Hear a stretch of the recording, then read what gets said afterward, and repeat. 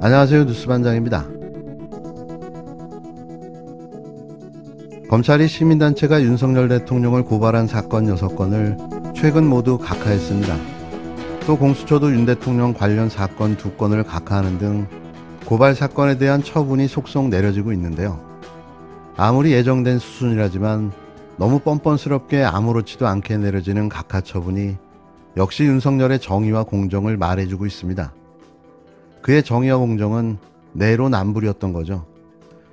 지난해 10월 당시 국힘당 대선 경선 후보였던 윤석열 대통령과 최재형 전 감사원장을 고발한 시민단체가 월성원전 조기 폐쇄를 놓고 두 사람이 표적감사와 보복성 수사를 벌였다며 검찰과 공수처에 고발했습니다. 그러면서 윤 대통령이 야당의 정부에 대한 고발을 사주했다고도 주장했는데요. 이 시민단체는 윤 대통령을 계속해서 고발해왔는데 특수활동비를 유용했다거나 나경원 전 의원 딸의 입시 부정을 덮어줬다는 의혹, 또 울산시장 선거 개입 사건을 수사하며 검찰권을 남용하고 채널A 사건 조사에서 대검 감찰부장을 방해했다는 의혹도 제기했습니다. 하지만 놀랍게도 이 모든 사건들을 검찰이 각하 처분을 내렸는데요. 윤석열 대통령의 취임 선물과도 같아 보였습니다. 대통령은 재임 기간 중 범죄 혐의점이 발견돼도 기소할 수 없는데요. 다만 검찰은 이번 처분이 불소추 특권과는 관련이 없는 통상적인 각하 사유에 따른 것이라고 밝혔습니다. 검찰은 고발 근거가 풍문이나 추측인 경우, 또 피고발인의 책임이 경미할 경우 고발 사건을 각하할 수 있는데요. 이게 과연 풍문이나 추측일까요? 이 판단의 기준은 뭘까요? 이렇게 수사해도 되는 겁니까? 이재명 후보는 다 끝난 사건도 끄집어내서 재수사를 본격화하고 있는데요. 어이가 없습니다. 한편 공수처도 윤 대통령이 무속인의 조언을 듣고 신천지 압수수색을 방해했다, 부동시 판정을 조작해 병역을 회피했다는 내용의 고발 사건을 최근 각하했습니다. 검찰도 공수처도 다 한패였던 거죠. 이들에겐 정의도 공정도 법도 국민도 없습니다. 그들만의 검찰 공화국이 존재할 뿐인 거죠. 그래서였을 겁니다. 마침내 검찰 공화국의 화려한 서막이 열렸는데요.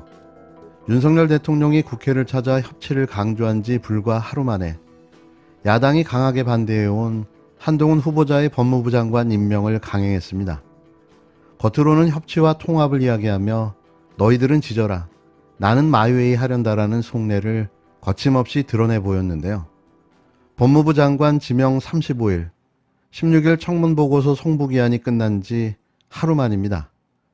윤 대통령이 15일 국정시정연설을 통해 협치와 의회주의를 강조하면서 한 장관의 임명을 다소 미룰 수 있다는 관측도 나왔지만 보란듯이 임명을 강행했는데요. 대통령실 관계자는 한 장관을 향한 각종 의혹이 장관직을 수행하는데 중대한 결격 요인이 되기는 어렵다고 판단한 것으로 보인다고 임명 이유를 설명했습니다. 검언유착 사건, 고발 사주 사건, 자녀의 입시 비리 의혹 등 쏟아진 각종 비위 사건들을 보란듯 뭉개버렸는데요. 이걸 이해해줄 어떠한 국민도 존재하지 않을 겁니다.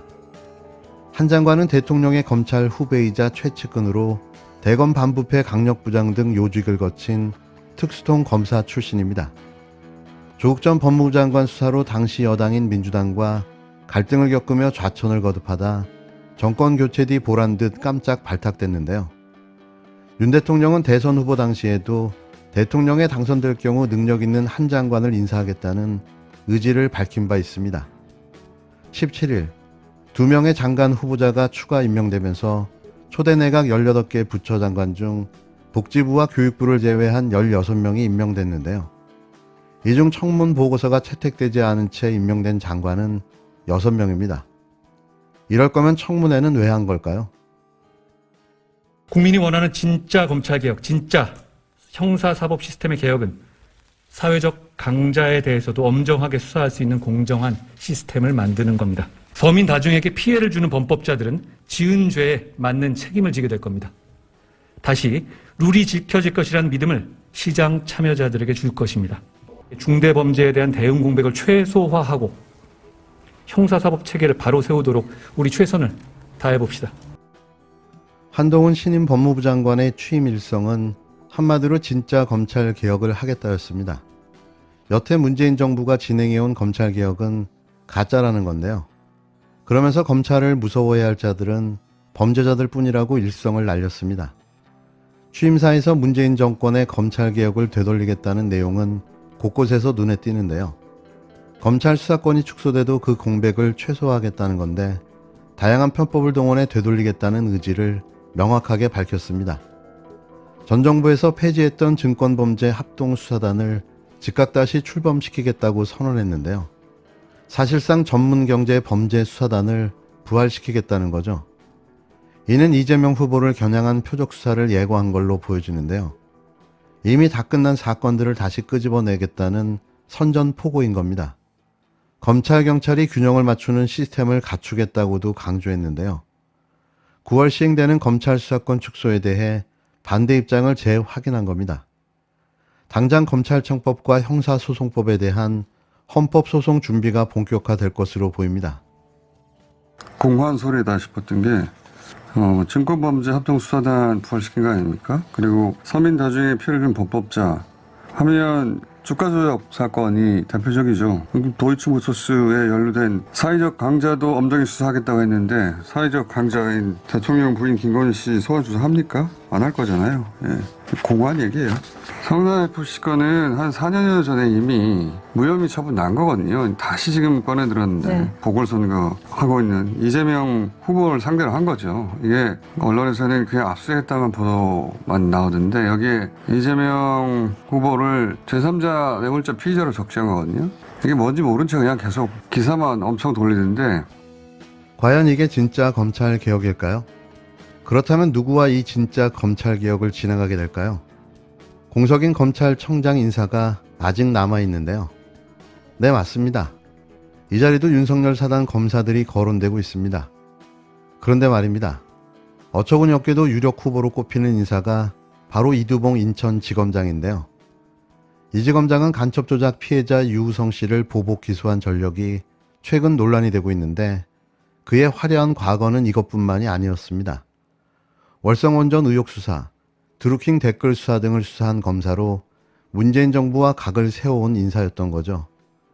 그 밖에 박찬호 광주지검장, 이원석 제주지검장, 여완섭 대전고검장, 김우곤 대검지검장 등 특수통 검사들이 주로 후보로 거론되는데요. 역시 상상 이상입니다. 탈검찰 추세였던 법무부 주요 요직들도 다시 검사들에게 돌아갈 것으로 예상되는데요. 40대 젊은 장관을 맞으면서 이정수 서울중앙지검장이 사표를 내는 등 선배 검사들은 속속 검찰을 떠나고 있습니다. 전임 장관을 보좌했던 검사는 원대 복귀했고 검찰 내 성추행을 폭로했던 서지영 검사도 파견 중이었던 성범죄 대응 TF에서 원대 복귀 명령을 받자 이에 반발하며 사표를 냈는데요. 법무부가 신임 장관 인사를 앞두고 파견자들에게 미리 정리하는 듯한 모습을 보이며 큰 폭의 물갈이 인사가 예고되고 있습니다. 말로만 이야기하던 명실상부한 검찰 공화국이 출범됐는데요. 윤석열 정부의 친위 부대를 법무부가 맡게 된 거죠. 윤석열 정부의 5년, 법무부 친위대의 활약이 기대됩니다. 끝으로 코로나 시작부터 2년 5개월 동안 코로나 방역을 진두지휘해온 정은경 초대질병관리청장이 17일 퇴임했습니다.